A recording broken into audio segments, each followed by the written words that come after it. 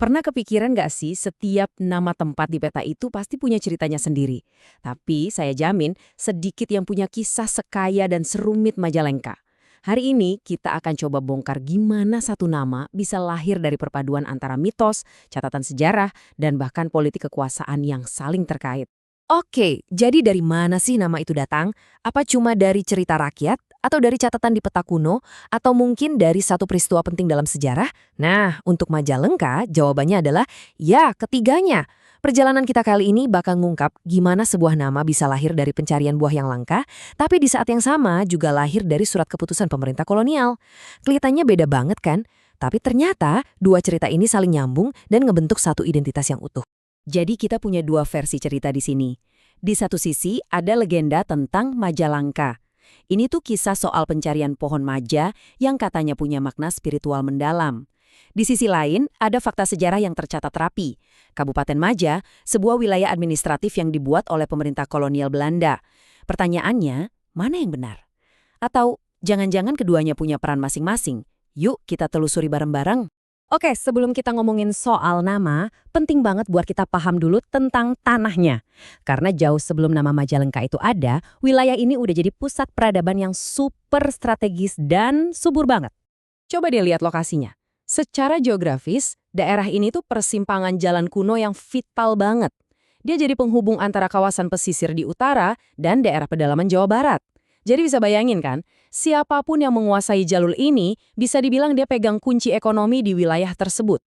Dan bukan cuma itu, yang bikin daerah ini makin istimewa adalah tanahnya. Luar biasa subur. Gabungan antara dataran tinggi pegunungan di selatan dan dataran rendah di utara itu menciptakan kondisi yang sempurna banget buat pertanian. Inilah yang jadi tulang punggung ekonomi wilayah ini dari zaman Baheula. Nah, kekayaan alam dan lokasi yang strategis ini akhirnya melahirkan kekuasaan. Jauh sebelum era Islam datang, wilayah ini jadi rumah buat kerajaan-kerajaan Hindu, Buddha yang cukup besar dan berpengaruh. Sebut saja Talaga Manggung, Raja Galuh, Sindangkasih, dan Wanayasa. Masing-masing dari mereka ninggalin jejak sejarahnya sendiri di tanah ini. Lalu datanglah sebuah babak baru, sebuah titik balik yang sangat besar dalam sejarahnya.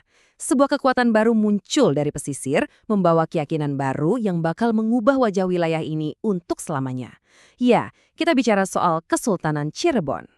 Prosesnya nggak terjadi dalam semalam, tentunya. Semua dimulai di abad ke-15. Pengaruh Cirebon mulai terasa kuat. Puncaknya itu ada di masa pemerintahan Sunan Gunung Jati, sekitar tahun 1552 sampai 1570. Beliau sangat aktif mengirim utusan buat menyebarkan ajaran Islam, sampai akhirnya satu persatu kerajaan di wilayah ini pun memeluk agama Islam. Dan disinilah momen di mana sejarah dan legenda itu bertemu. Misi penyebaran Islam ini ternyata melahirkan sebuah cerita yang hidup banget di masyarakat.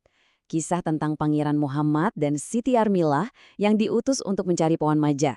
Karena pencariannya susah banget, muncullah sebutan Majalangka, yang artinya maja yang jarang ada. Nah, cerita inilah yang dipercaya oleh banyak orang sebagai asal-usul nama Majalengka. Sekarang, yuk kita geser dari cerita rakyat ke arsip yang lebih dingin dan resmi. Era kolonial Belanda itu membawa cara pandang yang beda banget, yaitu cara pandang administratif. Nah, disinilah nama resmi itu mulai dicatat dalam dokumen. Coba ingat-ingat tanggal ini, 5 Januari 1819. Ini tanggal yang krusial banget. Kenapa? Karena di hari inilah pemerintah kolonial Belanda secara resmi membentuk sebuah kabupaten baru di wilayah ini. Tapi, perhatiin deh namanya baik-baik. Namanya bukan Majalengka.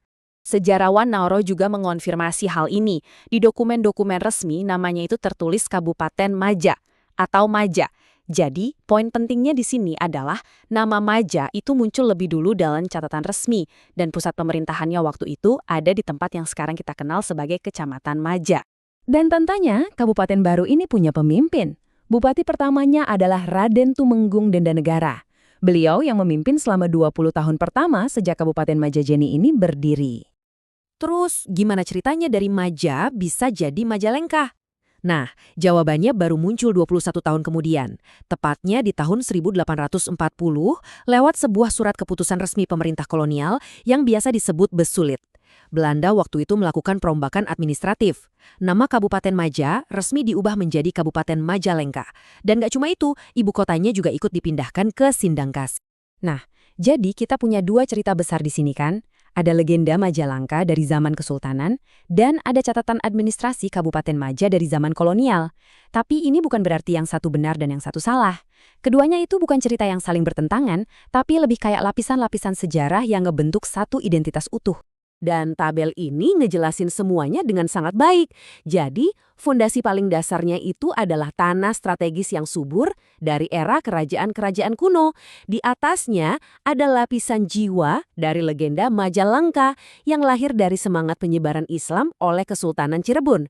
Dan yang akhirnya mengikat semuanya secara resmi adalah struktur administrasi dari era kolonial Belanda yang memberikan nama Majalengka. Semuanya saling melengkapi.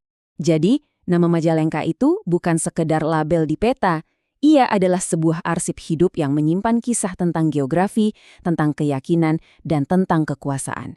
Ini bikin kita jadi bertanya-tanya ya, kalau satu nama aja bisa nyimpen cerita sedalam ini, berapa banyak lagi kisah luar biasa yang mungkin tersembunyi di balik nama-nama tempat yang kita lewati setiap hari?